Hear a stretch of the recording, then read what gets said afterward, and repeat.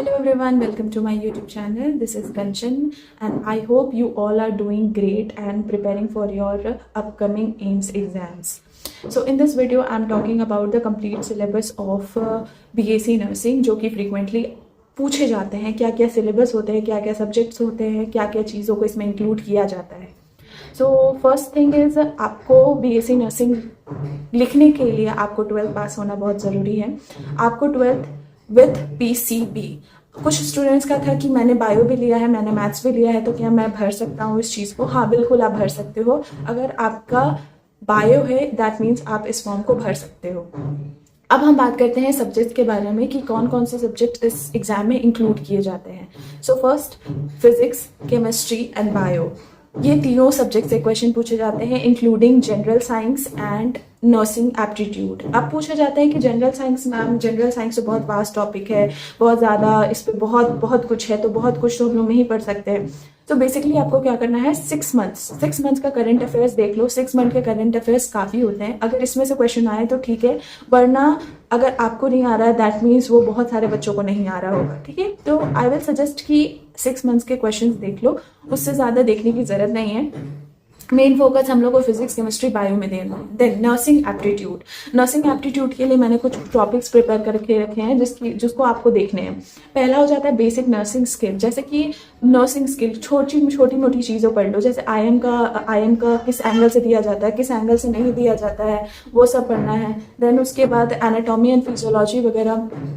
Anatomy and physiology में हम देख सकते हैं कि ये सब हम लोग का बेसिक है, पहले से भी हम लोग का पढ़ा हुआ है. तो एनाटॉमी फिजियोलॉजी हमारे लिए कोई बड़ी बात नहीं है, उसको हम लोग इजीली डील कर सकते हैं. देन नेक्स्ट हो जाता है medical awareness. Like sometimes it has been asked कि अगर आप किसी को पेशेंट को अनकॉन्शियस देख रहे हो कहीं पे, तो आप क्या करोगे? सबसे पहला चीज़ आपका क्या होगा? तो ऑब्वियसली वहाँ पे जो आपको लग रहा है कि आपको जजमेंट, आपको लग रहा है कि मैं यहाँ पे किस तरीके से आप सिचुएशन को जज कर पा रहे हो. प्रॉब्लम सॉल्विंग स्किल्स भी पूछे जाते हैं इसमें. ठीक है, सो ये सब चीज़ों को आपको खुद को दिमाग लगाना होगा, आपको खुद एट द टाइम उस चीज़ को सॉल्व करके प्रॉब्लम सॉल्व करना होगा, ऑप्शन को टिक करना होगा. अगर आई सजेस्ट कि अगर आपको नहीं आता है, अगर आपको नहीं समझ में आ रहा है, तो स्किप दैट क्वेश्चंस, अदरवाइज वो नेगेटिव चले जाएंगे. ठीक है, फिर अदर क्वेश्चंस होते हैं कि कितने कितने मार्क्स के पूछे जाते हैं, कैसे पूछे जाते हैं क्वेश्चंस, किस लेवल के पूछे जाते हैं क्वेश्चंस.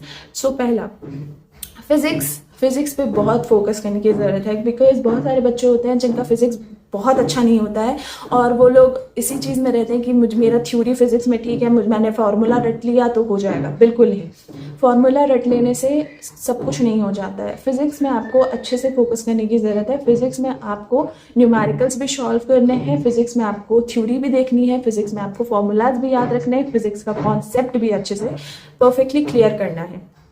दूसरी चीज़ होती है केमिस्ट्री में आपके फॉर्मूलाज याद होने चाहिए, जो भी इनऑर्गेनिक, ऑर्गेनिक, सारी चीज़ें क्लियर कर लो.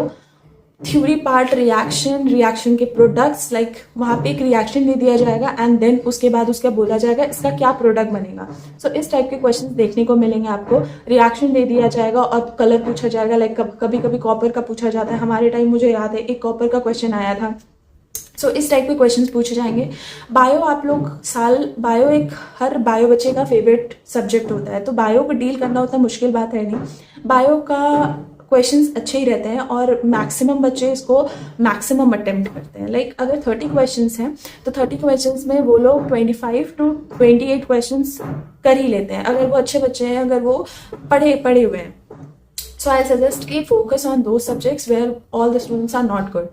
Like physics. अगर किसी का फिजिक्स अच्छा है, केमिस्ट्री अच्छा है, तो देखा नहीं, बोला जाता ना कि ले लिया, छीन लिया, तो छीन सकते हो आप रैंक यहाँ पे. बिकॉज एम्स में एडमिशन लेने के लिए आपको एवरेज नहीं होना होगा, आपको अच्छे खासे क्वेश्चन अटेम्प्ट करने होंगे और उस अच्छे खासे क्वेश्चन में आपको नेगेटिव भी बहुत कम करना होगा. जितने ज़्यादा नेगेटिव कम करोगे उतने ज़्यादा मार्क्स और उतने ज़्यादा रैंक अच्छी आने के चांसेस बढ़ जाते हैं आपके. सो अब हम लोग मार्क्स के बारे में बात करते हैं. ईच सब्जेक्ट्स कितना मार्क्स होल्ड करेगा.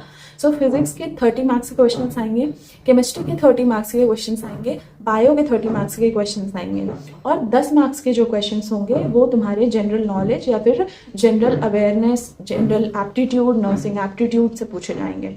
ठीक है, उसके बाद ये हो गए 100 मार्क्स के क्वेश्चंस. अब टाइम ड्यूरेशन कितना मिलेगा, तो दैट विल बी 120 मिनट्स. एक 100 क्वेश्चंस 120 मिनट्स मीन्स आपके पास 20 मिनट्स के जो एक्स्ट्रा टाइम दिए जा रहे हैं वो बेसिकली न्यूमेरिकल के लिए होगा, प्रॉब्लम सॉल्विंग के लिए होगा, या फिर उस पर आप जो होता है critical questions.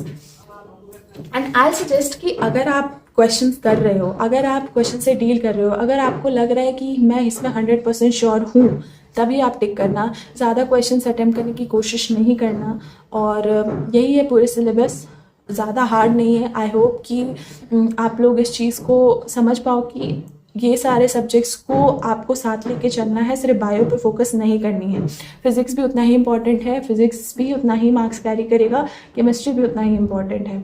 So I hope कि आपकी तैयारी अच्छी चल रही हो और आप अच्छे रैंक लेकर आओ और एम्स में एडमिशन लो, बिकॉज आफ्टर BSc नर्सिंग बहुत सारे जॉब अपॉर्चुनिटीज़ हैं। यू नो कि life is so difficult but you have to deal with it. Okay, so I hope कि आपकी तैयारी अच्छी हो, आप आगे बढ़ो।